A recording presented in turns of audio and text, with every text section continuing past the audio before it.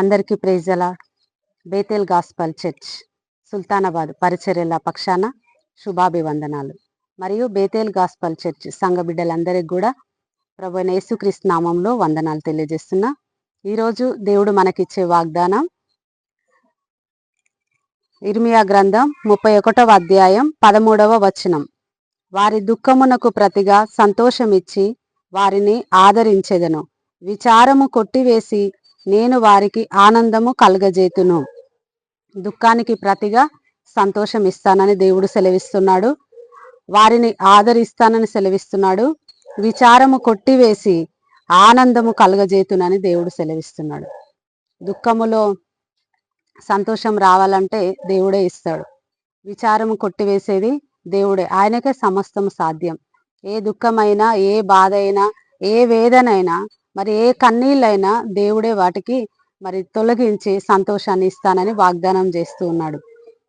దావీదు వాళ్ళ ప్రజల జీవితంలో కూడా ఒకసారి ఒక సంఘటన జరుగుతుంది. అమాలేకీలు సిక్లగ్ మీద పడి వాళ్ళ యొక్క ఇండ్లను తగులబెట్టి కొట్టి వారి ప్రజలందరినీ కూడా తీసుకొని వెళ్ళిపోతారు. వాళ్ళ భార్యలను, వాళ్ళ పిల్లలను తీసుకొని వెళ్ళిపోయిన పరిస్థితిలో దావీదు వచ్చి ఆ పరిస్థితిని చూసి ఇంకా అక్కడ ఉన్న ప్రజలు ఏడ్చుటకు శక్తి లేనంత బిగ్గరగా ఏడుస్తారు పరిస్థితిని చూసి. కొన్నిసార్లు ఆ పరిస్థితులలో ఉన్నప్పుడు నిజంగా ఏడవడానికి శక్తి లేనంతగా దుఃఖం, ఏడుపు అలాంటిది వస్తుంది. దావీదు వాళ్ళు కూడా ఎదుర్కొన్నారు.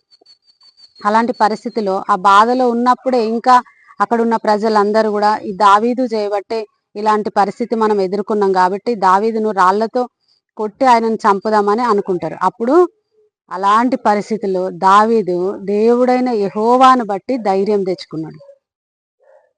ఎందుకంటే ఈ సమయంలో దేవుడే నాకు సహాయం చేయగలడు అని చెప్పి దేవుడైన యెహోవాను బట్టి ధైర్యం తెచ్చుకొని దేవుని సన్నిధిలో ప్రార్థన చేసి, దేవా మరి ఇట్లా నా ప్రజలందరినీ వాళ్ళు తీసుకొని వెళ్ళిపోయారు, నేను ఏం చేయాలి, నేను వాళ్ళని ఎదుర్కొంటానా, వాళ్ళని తెచ్చుకోగలనా అంటే దేవుడు అంటాడు, తప్పక నువ్వు వాళ్ళని తిరిగి తెచ్చుకోగలవు, వెళ్ళు, తరుము అని చెప్పి అన్నప్పుడు దావీదు ముందుకు వెళ్తాడు.